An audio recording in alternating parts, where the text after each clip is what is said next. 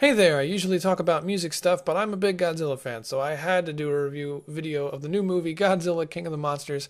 There are spoilers abound, so let's get right to it. I'll predicate this by saying again that I'm a big Godzilla fan, and I've seen people say if you're a fan, you'll enjoy it, and I can tell you that's true. But even within the context of being a fan, it's still not a good movie.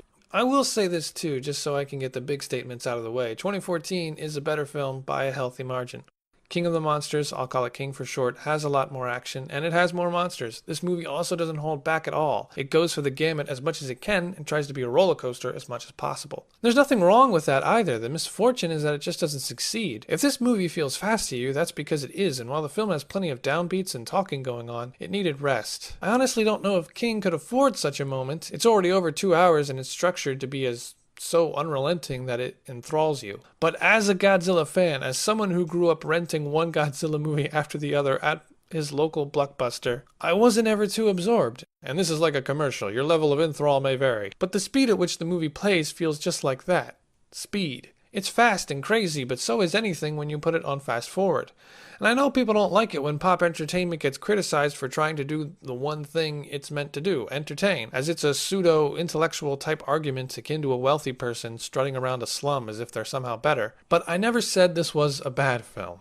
It's generally just okay. There were some things in here that upset me, and I'll get to that in a bit, but I'm not outraged or anything. I'm a little disappointed, but not really, because everything I feared about this movie came true. Everything I was assuming was correct. So it never really had a chance to break my heart. Michael Daughtry and his team created this film with a very transparent joy and admiration, but they put that on the film. And outside some terrific spectacle-heavy art direction, they never lend anything to it that enables it to stand on its own 2 feet. Most Godzilla films are generally slow, so maybe the pace of this one took me by surprise, as I'm not used to it and I had to adjust. I think I expected it to some degree, but it still took me off center for whatever reason. Again, the fondness is there and it tries to have heart, but it just doesn't work out. Don't get me wrong, there are moments here that I appreciated and felt were good. Serizawa going down to Godzilla to revive him worked for me. It was a chance for a human to help out Godzilla, which doesn't happen often, so he took his opportunity. Who wouldn't in his situation? There isn't anything profound in this film, but I think that's part of the point. This movie is about the conflict with the natural world and order of things, and between the terrorists, military, and scientists, everyone has a different opinion, it seems, on how it should work. In other words, King at its better moments displays how people have forgotten the basics. These monsters are the apex of power, and power makes no one more uncomfortable than humans. Therefore, we try to destroy it time and time again. Humans are considered the apex of power today because we, as far as we know, think for ourselves. The Ecoterrorist wants civilization to return to a natural monarchy, which means take the humans out of it. I think he had a line about soldiers killing other soldiers. He was a former soldier, so that makes sense. His ideal monarchy would mean a drastic lessening of humans killing other humans. And I'm not familiar with most of the actors in this. I don't know what a Game of Thrones is, but I think I liked the Ecoterrorist most. I can't remember his name. He had a cheesy role, but there's a tiredness and bewilderment in him that made it work. I kind of wanted more of him. Of course, I don't really know if I'm speaking for the movie anymore or just giving my own spin. Why he and his men salvaged one of Ghidorah's head in the stinger, I'm not sure. Godzilla restored balance in an incredibly hilarious way at the end, didn't he? So why is he still fixated on Ghidorah? Is it because he doesn't see Godzilla as wrathful enough? I suppose it's that, but considering Godzilla and other monsters exist now, doesn't that humble humanity or something anyway? Like, if humans go too far, Godzilla will push back, even if that means our destruction. That's one of the messages from 2014. We're not his ally by default, just by the circumstances. This goes back to the speed of the film causing confusion. It's one of those movies with a simple plot somehow made complex. You take liberties with films, and there's some stuff you have to roll with. I don't mind that. But there was a certain point where I figuratively tossed up my hands and thought, well, whatever's gonna happen will happen, presumably for some reason. And that's a reason that gets casually mumbled in dialogue or tossed around comedically. I think that's why there's so many interesting things in this movie. It's as if it deviates on purpose in the hopes you'll draw something out of it that wasn't quite so intended. A cornerstone of that are the references in this movie, which allude to other films in Godzilla and Toho monster movie history. I have never witnessed a movie before so stuck on previous lore that it begins to wear heavily on the film like a big ominous gray cloud. Some might call this movie a love letter to fans. It's not. A film is a love letter when you have a few or even several nods to previous things that came before and show how they inspired you to make something that's new but still very learned and even sentimental. Towards the end, King feels like an embrace of all of Godzilla's history, the good and the bad, which is fine, but this didn't feel like a time to celebrate a la Final Wars, as it did seem an opportunity to create something a bit fresher, and I don't think this film did that. Pop media has become so obsessed with the style of a reference-heavy structure of something like Milton's poem, Paradise Lost. So much so that they don't even seem to realize how much those references take over the story and prevent any flourishing of catharsis, impact, or meaning. It's as if the very thing that makes this movie any fun is the same thing that makes it frustrating. Just think back at all the moments in this film that aren't created by its own story, but an allusion to something else, and tell me this movie isn't missing something that should be its own. The oxygen destroyer just pops up out of nowhere to kill Godzilla. Godzilla's been revived via radiation from Mothra, like Rodan's death in Godzilla vs. Mecha Godzilla. There's an ancient city we didn't know about, like Infant Island or any hidden island in monster movies. Oh no, Godzilla's burning. Why? Because that was a thing in Godzilla vs. Destroyer. And some of these things come about in their own way, but it's still very similar and rushed. I don't like how the oxygen destroyer was put in here at all. Being creative with the oxygen destroyer would have meant characters realizing they have the potential to kill Godzilla or possibly other creatures, resulting in tension and violence among humans. But it just enters the movie out of the blue, and as soon as you hear about it, they use it. And that's it. As such, moments just don't have the resonance they're supposed to because they're banking on fan fervor. Maybe if the film centered around Monarch's ragtag team of scientists trying to find a solution as military and terrorists go about their own way, we could have had something that flowed and exchanged with more oomph. Yes, I'm referring to Shin Godzilla, which pretty much did that with politicians. It would have given the movie greater focus. The family stuff doesn't need to be in the film at all. It's not the focus. I'm not even totally sure what the daughter was trying to do in the whole film. I suppose it was to go home. I can't even remember if Mega died in this movie. It really doesn't feel integral to the film. Maybe they put it in there to give the movie a Spielberg young action hero image, but it doesn't pan out that way. I wouldn't be surprised if it was an executive decision. I see it all now. You're just a bunch of yes men. I was making the wrong moves and you were too gutless to tell me. Isn't that right? Yes. Yes, sir. That answer. It could have been easily dropped.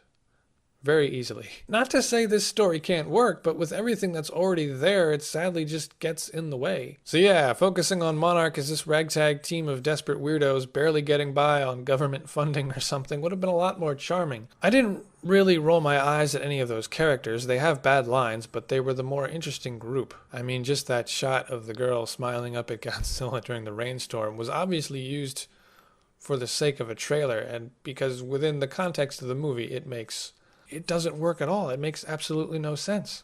And I could see that very same shot and scene actually making sense, but in a completely different movie. Here it's just forced in. Oh, you might be wondering what I meant by sweet, bittersweet karma. Basically, people got what they supposedly asked for in this film. More monsters fighting and more humor or lightheartedness. The former of which is inconsistent and the latter is terrible, but they got it. This is why broad criticism never works, because the people who supposedly care actually don't.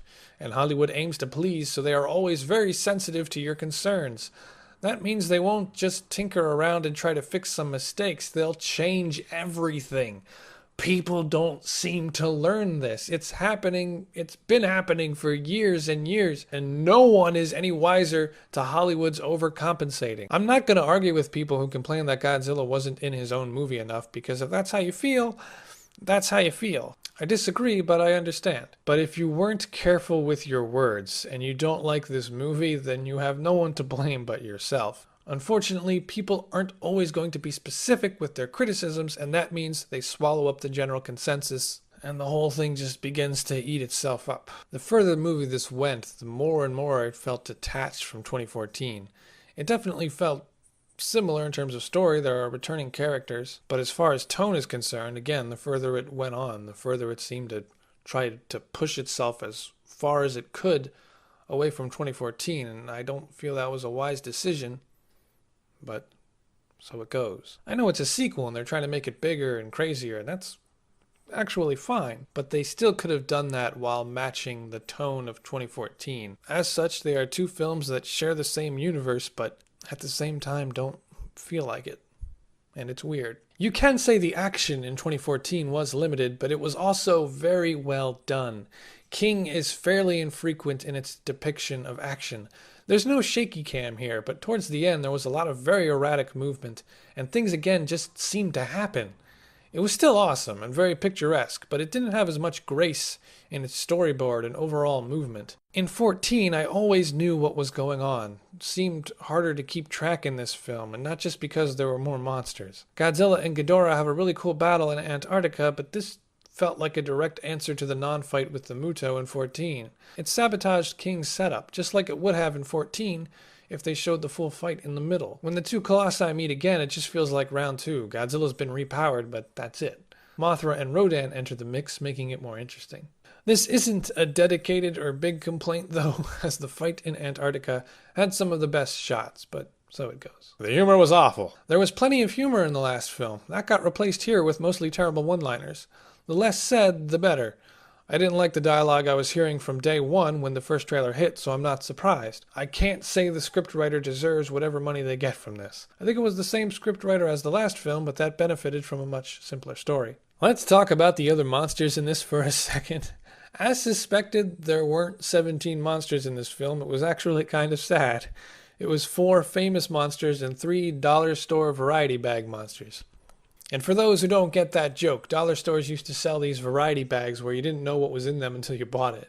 It was almost always disappointment, but I think people bought them solely for the mystery. Welcome to Vinny's Discount Monster Emporium. We got bootleg Muto, an honest-to-God woolly mammoth, and a spider that may or may not be Kumonga. Hard to tell. It's up to you. And when they all gather around Godzilla at the end and kneel before him, I started to suspect I was on some kind of drug trip. That was funny, especially Rodan's face when he looks at Godzilla like, I am so sorry. Honestly, the movie felt like it had lost control of itself a bit before that point, so it was easy to accept. What upset me in this movie? The title card at the end. The song is a remix of the same name by Blue Oyster Cult. I don't know. It's a mix of rock and hip-hop. It was like the ending of a Teenage Mutant Ninja Turtle movie, only it made sense there. Either that or Power Rangers. This didn't. This was one of the worst things they could have done. Eventually it ends, and when the end credits scroll appears, Bear's arrangements of Ifukube enter, followed by an untouched Godzilla March. That left a really bad taste in my mouth, because there are so many things wrong with that, I don't even know where to begin. First off, a monster movie like this, monster movies usually require a purely theatrical score. To throw in a pop song as crass as this one belittles everything you just did.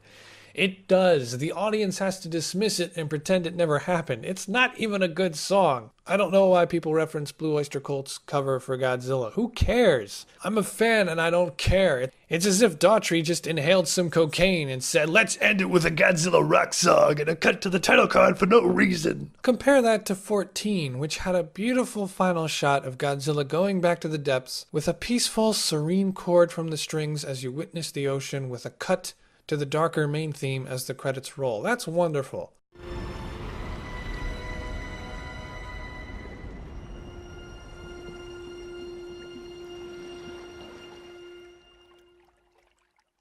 As far as Bear's score is concerned, I love Bear, but I don't know what's going on. His arrangements of Ifukube's works are fun and interesting, but there is something a little unwholesome about it. If you know that Beethoven Like You Never Heard Him video, you might know where I'm coming from. It's Beethoven's music reimagined with enhanced sound, and by enhanced, I mean smothered in a sleek alien reverb and low bloated horns. I'll have to listen to the score by itself later, but it didn't flow as well as 14, and that might be the pace of the film. Bear has had some percussion-heavy scores. His best was Dark Void, which is sci-fi serial meets primal percussive paradise. I still wish the score had been wholly original without the callbacks, but this clearly wasn't that kind of film. They don't indulge in the fan service, but that's only because there's another fan service point in the script that they have to get to that somehow drives the film to the next thing. There's an underestimation of how tempo affects tone. If you've ever seen a David Lynch movie, you'll know what I'm talking about.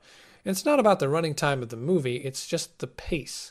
You can see a 70-minute movie, but if it's not well paced, it feels like an eternity.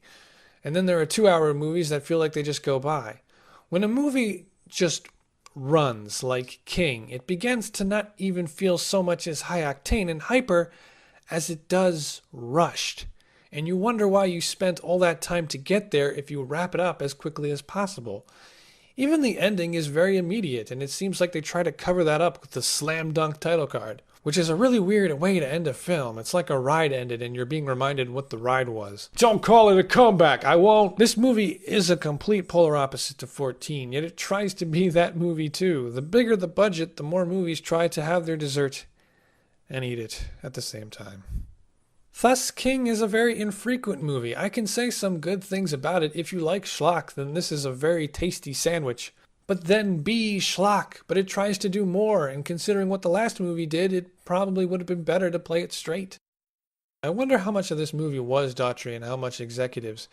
He did have a hand in the story, and he's a fan, but there's too much fan stuff in here. I hate when people put in comments, they're a fan, they understand the material, therefore the movie will be good. No, that is the worst logic. Daughtry's strong suit seems to be in portraying these monsters with as much flair as possible, giving them very painterly shots. And they're beautiful, but not much is backing them up. The shot of the plane heading towards Ghidorah as he unfolds his wings is very demonically horrific. As awful as this sounds for this movie, I think it would have benefited with an hour of build-up similar to the last movie, but then just have the last hour spiral into complete chaos. And flower it with all those great shots. But we get the ride instead, which can work, but the film doesn't have enough stamina to outlast its breakneck speed. I don't like being mean. I don't. This isn't 98. It's not a soulless husk. There's enough stuff in here that I can even see inspiring somebody because you have monsters, some great shots, and strange moments that no one will ever figure out. Kneel before the Zerl! In 14, I remember Edwards saying that he wanted the monsters to express emotion and personality, but he wanted it to be subtle, and he emphasized that. King ups the ante. It worked for a while. I liked Ghidorah's heads fighting each other. But then they had to push it, and the biggest push was that kneeling moment, which looked more like an AA meeting of rejected monsters that Godzilla hosted for some reason. A giant spider, a mammoth, and leftover Muto. It was the saddest, funniest thing. It shouldn't be in the movie, but I'm so glad it was. It's somehow damn near the best thing. And they tried to explain how the monsters knew who was king. They mentioned body language early on, so that's why they kneel. And there's something about frequencies. I don't know. I just got the impression that this film thought an explanation was all it felt it needed.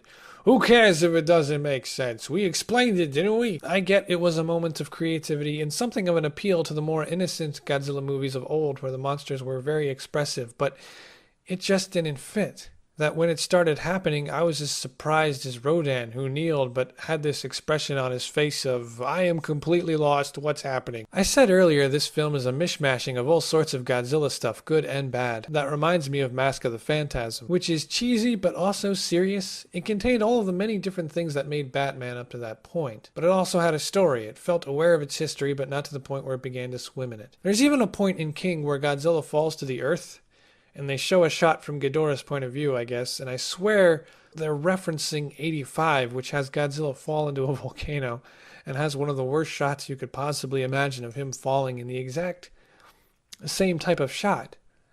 And if there's anything I didn't want to be reminded of, it's the ending of 85. There's a line where Coach asks this guy if he's recording everything, and he says, yeah, as in he's taking it all in. I think that was a reference to the original Mothra, which had a seeing is believing type theme. Oh, right. Not everyone made it to the ceremony. Mothra got wrecked, which was completely spoiled in the trailer and made me sad. Why Mothra have to die? Oh, right, because she's died in other films, so let's do that again here. We can always have another Mothra. She usually undergoes some form of rebirth. Why they made a trilogy out of it? I feel she was barely in this. The film juggles so much that even when a specific character or monster gets a time to shine, it doesn't feel like it. Everything here feels like a pile that we zoom in and out of. I really do see what they were going for in this film, with it just being a thrill ride from start to finish, but it might be that they just had too much to deal with for that to work. I don't want to hear no one cares about the humans in a monster movie. That's a weak argument, because that's what 98 was. I don't care if your movie is called Aliens vs. Ninjas. If you don't bring anything unique to the picture, why do I need to see it? I'll picture it in my own head. It'd be way more validated. Like it or not, humans are going to have to be in this thing. You have options, make them inoffensive and just navigators of the plot. Godzilla 2000 followed this ragtag family team of Godzilla hunters who just drove all around Japan just trying to film Godzilla. They were quirky, crazy, lighthearted, and it was fun. Godzilla movies and monster movies aren't easy to make. They're an ancient kind of story, if not the most. Godzilla was a post-war creation which was apt. It was something of a return to form in a time where great devastation had reached its highest zenith. The challenge of these films is part of the fun, and when you succeed, it may invoke a wonder or enthusiasm you thought long dead. When it doesn't work, that's okay. And the presentation goes back to the speed of this film, because when legitimately cool stuff happens, it goes to the next thing very quickly. It feels like a magician performing really cool tricks one after the other and at a very fast rate. It's fun. You might even be blown away, but you don't even have time to react. Again, there was a way to do this movie at this upbeat tempo the way they did, but, and this might be the point I want to stress the most, there's a difference between roller coaster ride and rushed. And this movie has so many things to get to and explain. With a desire to make something big happen every 10 minutes, it's less of a rush and more being rushed. You can't tell me the flow of this movie isn't comical. Especially when we get to the middle. We have a new weapon now, no time to talk, we detonated it. Hey look, there's a secret civilization under the water. I will sacrifice myself to save Godzilla. Okay! All the monsters are now in Boston. The speed of it made the tone humorous because it shifted so quickly. And that's the weird thing. There are a lot of fun, cool things in this movie, but they don't feel like the beats of a story, and more so the collage of closely related vignettes. The film still manages to reach its destination, but it's clumsy. And it feels like they might have known this. They just hoped by a certain point you'd be too into it to care. The wormholes in the sea felt like it was explained 7 times. I know that wasn't the actual count, but that was weird too. The film was desperate to give off this confidence that it knew what it was doing, despite all that it juggled, and it just shows off in many ways. The portals of the sea being one of them. They kept explaining it, and there's so much here about how radiation works and communications or frequencies. I just wish they dedicated 1 or 2 scenes of exposition early on and then never returned to it. Exposition scenes aren't a sin, only an excess. You can be creative with how you explain things in a film, but this movie tries to do that with almost everything, occasionally in a quick, sly way. And then they fix the machine in a rainstorm. I never really understood the orca. I felt like it was a simple concept. They use frequencies to dictate their behavior and path, and yet something about it still confused me. All I'm saying is that for a movie with some of the classic Toho monsters and hefty budget to back it up, this isn't the greatest thing I could imagine. And I wasn't expecting it to be, but it didn't even really come to meeting me halfway. And as the trailers popped up, I had a feeling that it wouldn't live up to its lofty promise. There was still a letdown in me after I saw the movie, but I did still enjoy it. I really did. I know it sounds with all these complaints that I didn't, but I did. I just wish I had had more time to enjoy the big moments. Out of a 4-star rating, I gave it 2.5 stars in my mind, but then the song and title card happened and I had to knock it down another half. The consensus from some is that the monster stuff good, the human stuff bad. That's not entirely true. The former is the stronger stuff, but as I think I've already explained, it dropped the ball in a couple categories there too. Some monster stuff and their behavior feels superficial, with Mothra bursting into radiation and Spider and Mammoth coming together to kneel. Godzilla didn't shoot his red spiral ring, did he? I thought they were building up to that, but I didn't see it happen. I don't even remember how Ghidorah died in this movie. I was paying full attention. I probably knew as it happened, but 5 minutes went by and it was out of my head. Ghidorah was there and then he wasn't, and his head was inside Godzilla's mouth. He didn't eat him. I hope not anyway, because that's not his style, but they focused on that for some reason. So no real creative monster deaths in this either. Was it a budget problem? I will mention real quick the trailers, which did spoil a lot of this movie. Not everything, but definitely a lot. That I eventually stopped watching them, but it was also really hard to avoid spoilers if you were into seeing this movie, because YouTube's algorithm would put trailers in front of your face, and then there's TV and anything else where there's advertising. So I wanted them to stop. I wanted them to stop so badly to doing these trailers, and I feel like if they just stopped after the first one, then some of this stuff could have been better. I don't think the trailers ruined it like some perhaps might think, but they certainly hurt. I hope Hollywood has learned their lesson about spoiler-filled trailers, but I guess I don't think they have. I don't know what it is. They feel the pressure. They feel they need to show you as much as possible to get you to go see it, but it doesn't work that way. I want to like this film more than I did. It does sincerely try to have heart, but it needed to pull back on a few things and get rid of at least one subplot. It has so much to carry that there are some weird missteps, and the weirdest of them might be something I somehow haven't touched on. These quick lines and very brief moments that drag down the film more than their time would imply. When Whenver Mega gives that dreaded speech, it's already bad enough. But then the stock footage comes up showing how humans are just the worst, and that might be 2 seconds, but it felt like 15. Why did they show it at all? It was completely unnecessary. Simple lines like "you're a monster" or something stupidly close to "destroying the world won't bring Billy back" felt oddly overlooked in this movie. But they're such small microcosms, one wonders why they even need to be there. As if no one behind this movie didn't realize how much they were forcing the family subplot, that they didn't even hear how bad many of the lines attached to it were. And they add up big time. And even if you kept that plot, the lines still don't need to be there. It's better to say nothing and leave it up to the actors to do their job. I've already talked about how this destroying the world to save it plot goes back to the 50s, not just Marvel movies. So why they had so much confidence in that plan for the movie, I have no idea. Ghidorah being able to restore nature with its radiation is an interesting addition, but they just fail at presenting it, giving a speech that feels out of place in more ways than one. I think with time I'll warm up a bit more to this movie. The allusion to the red dragon, which does look like Ghidorah, was pretty cool, and implementing Mothra's song the way they did was fun. That's one aspect I think reviewers and critics might overlook,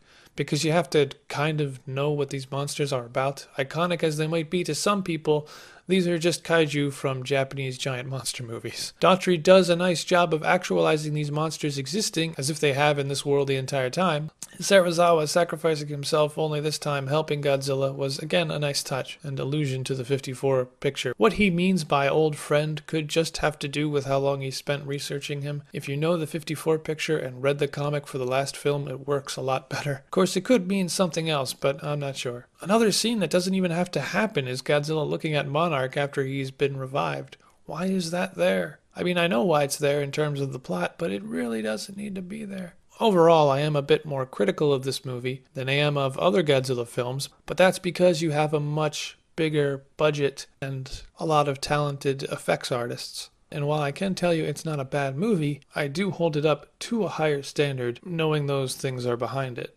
But I'm certainly not going to slam it just for not reaching those heights, knowing the economy behind it. Well, that's all I have to say. So I guess I'll hang up now. There's probably a bunch more stuff that I want to say about this film, but I should probably end this at some point. I don't think it's a bad film. I think even with time, I might warm up to it a bit more. I mean, yeah, 2014 may not have as much going on, but it functions better. And I really liked that movie. And I like this movie too, to a considerable degree. It's just, there are some frustrating aspects there. But if you like the movie or if you have some thoughts on it, feel free to leave a comment below. I hope to hear them, read them, hopefully respond to them as well. But that's the video. Thanks so much for watching, mainly listening. I hope you're not too offended by any disagreements with my thoughts that you may have. But thanks for watching. I'm ending the video now. Peace!